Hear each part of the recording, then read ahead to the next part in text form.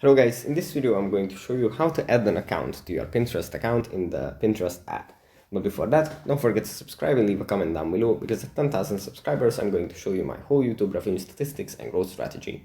So without further ado, let's just jump right into it. First we have to open up the Pinterest app, and here it usually opens up in the home menu where we have our feed, where we can gather interesting ideas. But from here we have to go into the saved menu. And in the saved menu, we have to tap on the little cog in the top right corner.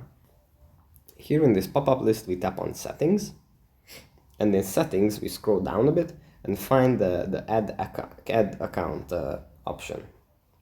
Here we have multiple options to add an account. We can either create one, we can create a new personal account, or we can connect to an existing account.